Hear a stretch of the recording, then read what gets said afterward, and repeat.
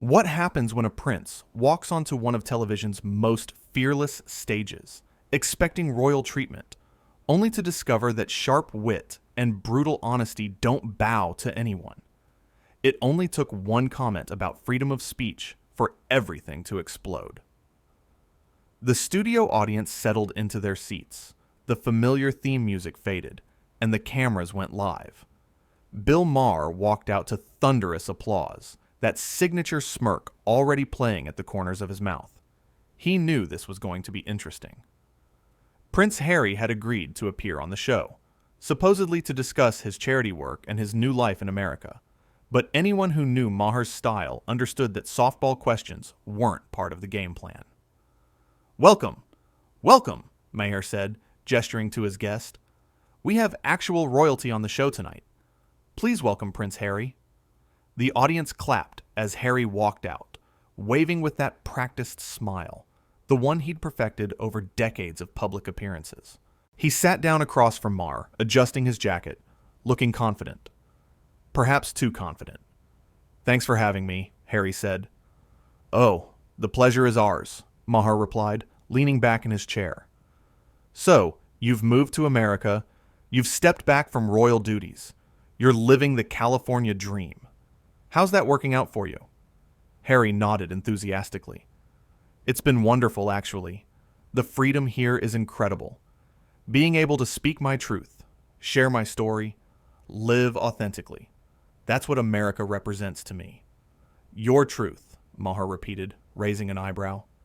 "Interesting phrase. See, I always thought there was just the truth, not yours or mine. But hey, maybe that's old school thinking." A few audience members chuckled. Harry's smile tightened just a fraction. "Well, everyone has their own perspective," Harry said carefully. Sure, Maher agreed. "But let's talk about this freedom you mentioned. You've done, 17 interviews about how much you value your privacy? Doesn't that seem a little contradictory?" The audience laughed louder now. Harry shifted in his seat. "I think there's a difference between controlling your own narrative and having it controlled for you by the tabloids," Harry said, his voice taking on an edge. "Controlling the narrative," Maher mused. "That's an interesting way to describe writing a tell-all book, doing a 6-part documentary series, and going on every talk show that'll have you. That's a lot of control." "You don't understand what it's like," Harry shot back. "Growing up in that system, having every moment of your life scrutinized, having no voice of your own." "You're right. I don't understand that," Maher said. "I grew up in New Jersey. My dad sold insurance. We didn't have palaces or tiaras or servants. But here's what I do understand. You had a platform bigger than 99.9% of humanity. You could have used it quietly, done good work, made a real difference. Instead, you're on my show complaining about how hard it was to be a prince." The audience erupted. Some clapped, others whistled. Harry's face was reddening. "That's incredibly reductive," Harry said sharply. "Is it?" Maher pressed.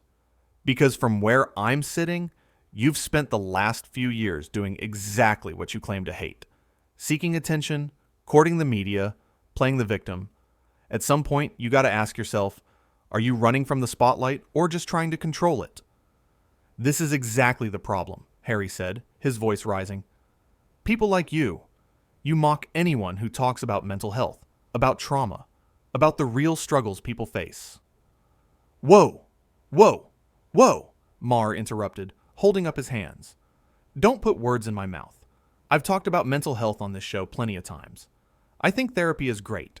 I think people should get help. What I don't think is that being born into wealth and privilege and then complaining about it endlessly makes you some kind of hero."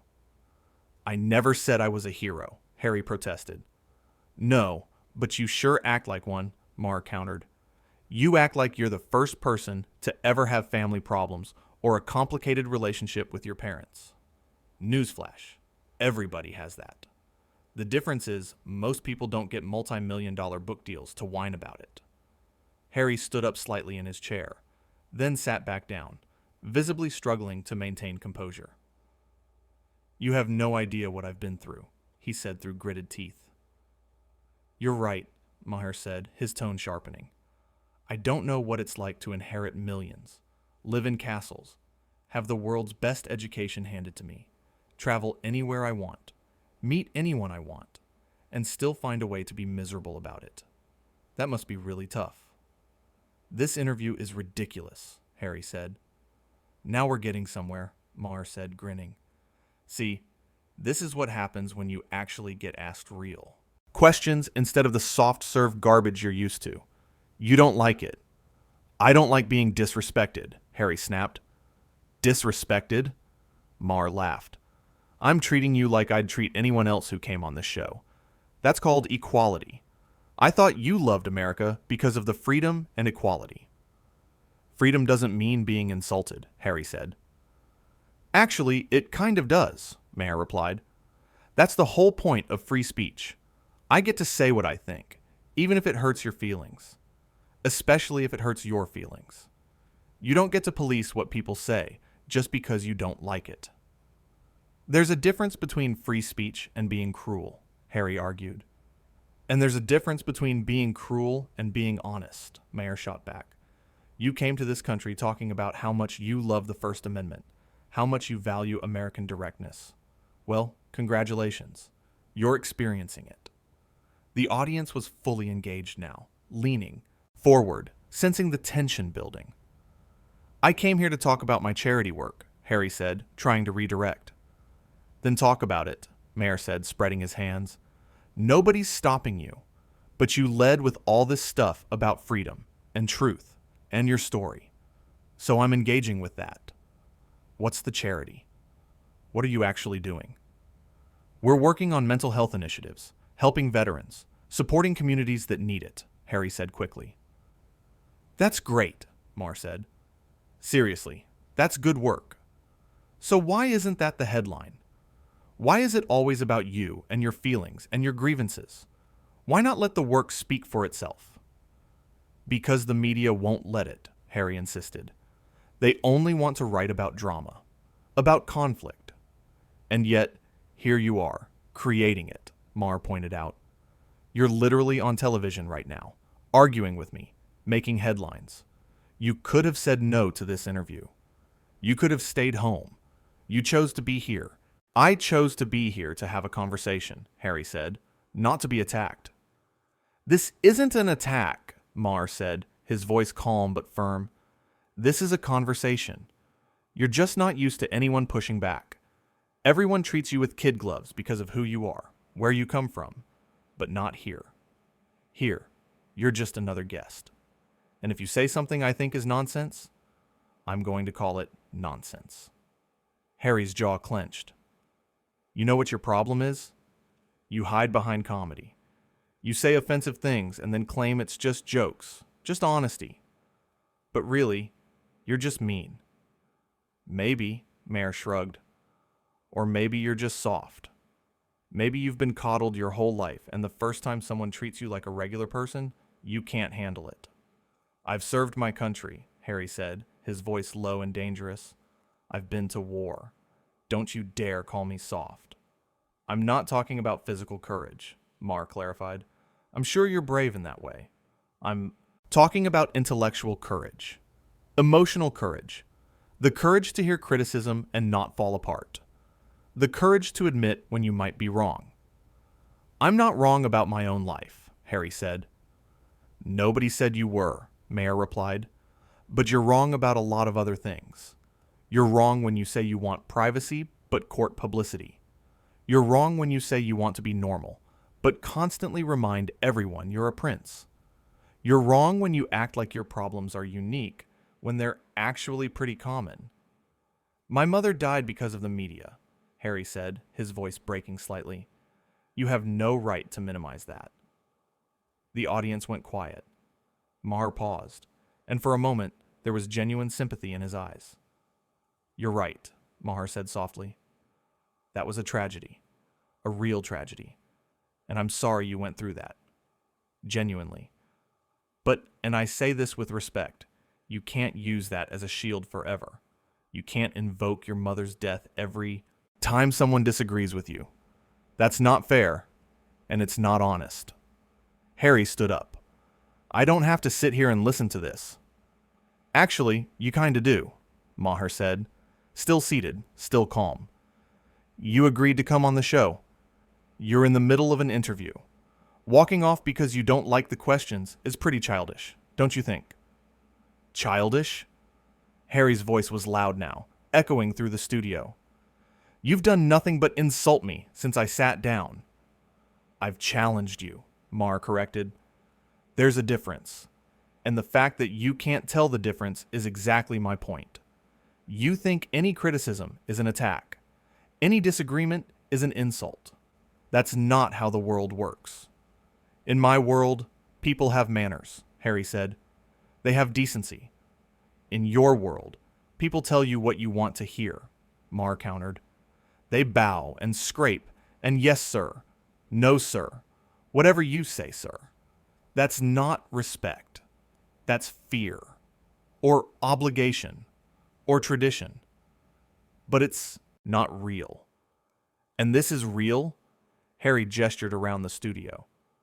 You, sitting there, smug and superior, tearing me down for ratings. This is your version of real? Yeah, actually it is, Maher said, standing now to match Harry's energy. This is me, saying what I think, not filtering it through political correctness or royal protocol or fear of offending you. You want honesty? This is honesty. You don't like it? Welcome to how the rest of us live.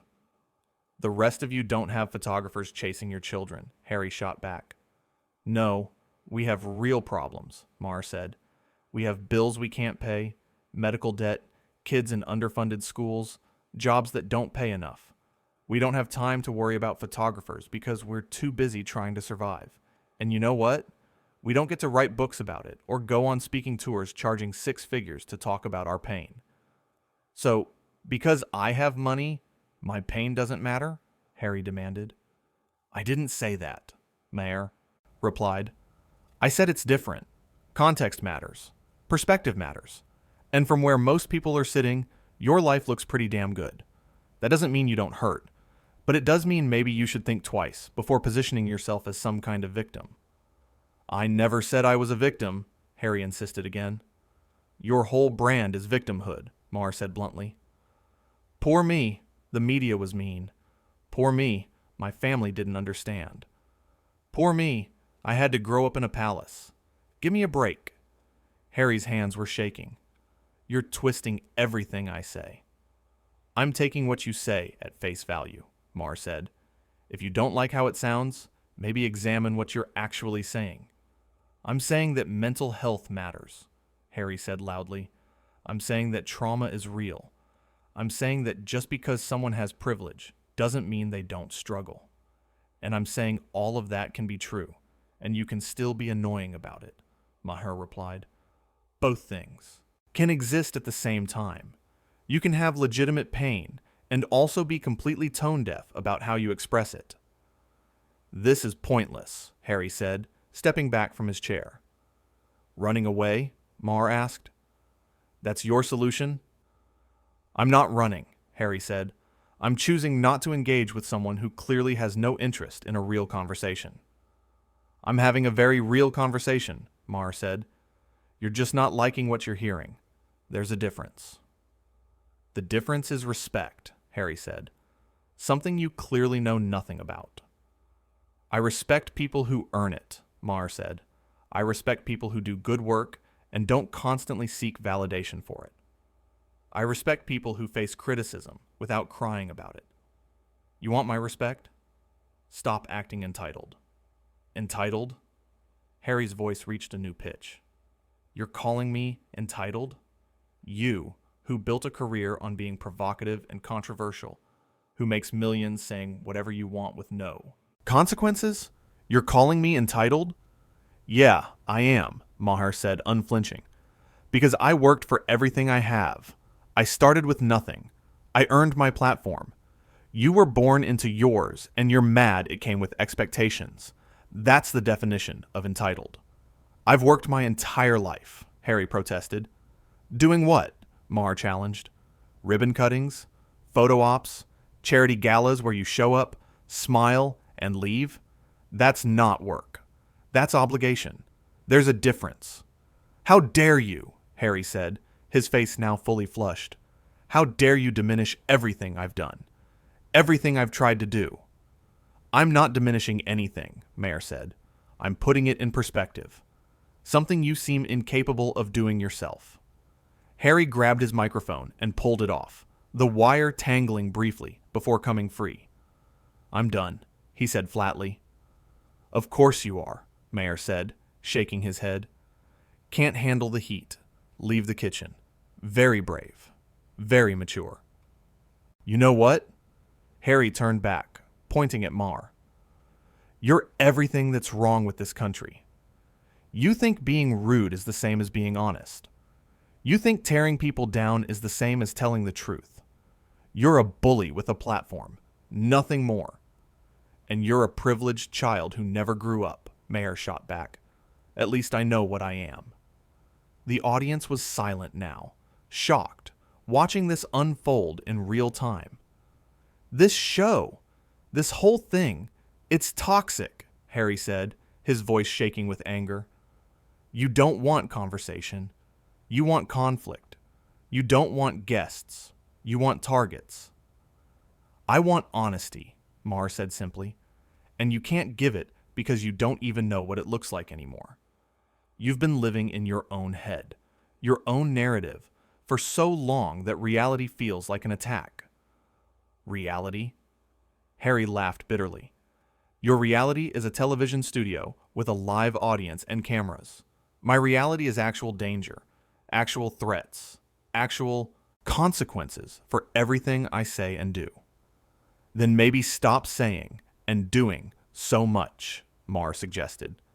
Maybe just live your life quietly, do your work, and stop needing the world to validate your choices every 5 minutes. I don't need validation from you, Harry said coldly. Then why are you still standing here arguing with me? Maher asked. If you don't care what I think, leave. If you don't need validation, walk away. But you can't, can you? Because deep down, you do care. You care what everyone thinks. That's your whole problem. Harry stared at him for a long moment, and something shifted in his expression. The anger was still there, but underneath it now was something else. Hurt, maybe, or recognition. You're not worth this, Harry said finally, his voice quiet but firm. Probably not, Maher agreed, but here we are anyway. Harry turned and walked toward the edge of the stage. The audience started murmuring, unsure what was happening, if this was planned, if they should react.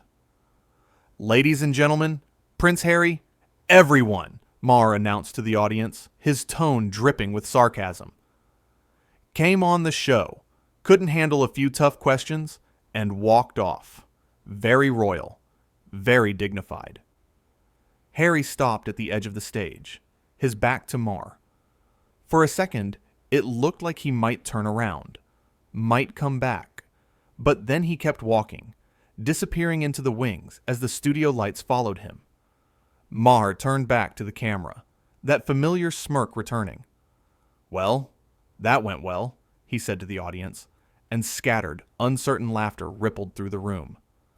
This is what happens when you spend your whole life being told you're special, and then someone finally tells you you're not. You can't handle it. The audience didn't know whether to clap or stay silent. Some did both. We all have problems, Maher continued, addressing the camera now. We all have pain. We all have family drama and complicated childhoods and things. We wish we're different. But most of us don't have the luxury of making that our whole identity. Most of us have to get up, go to work, take care of our responsibilities, and deal with it. That's called being an adult. He paused, letting that sink in. And look, I genuinely hope he figures it out, Maher said, and there was something almost sincere in his voice. I hope he finds peace, does good work, lives a happy life, but he's not going to get there by playing the victim. He's not going to get there by expecting special treatment. He's going to get there by doing what the rest of us do. Growing up, taking responsibility, and moving forward. The audience clapped now, more confidently. "When we come back," Maher said, transitioning smoothly, "we'll talk about something less controversial, like Middle East politics or healthcare reform." The audience laughed, the tension finally breaking. "We'll be right back," Maher said, and the lights dimmed as they cut to commercial. Backstage, production assistants scrambled. Harry was already gone, having left through a back exit, his security team surrounding him. Someone asked if they should try to bring him back, smooth things over. But everyone knew it was too late for that. In the control room, the director was already on the phone, knowing this clip would be everywhere within the hour. Social media would explode. News outlets would analyze every word. Think pieces would be written. Teams would be chosen.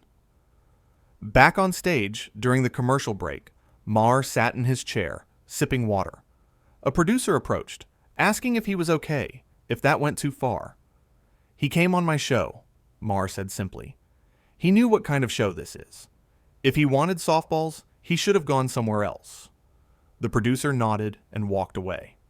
The stage manager counted down. Back in 5, 4, 3. The lights came up. Maher smiled at the camera. "And we're back," he said, as if nothing unusual had just happened. Now, let's talk about something really important. Did you see what happened in Congress this week? And just like that, the show continued. But everyone watching knew what they'd just witnessed. A prince who came expecting deference and found challenge instead. A host who refused to bow. And a collision that neither of them would forget.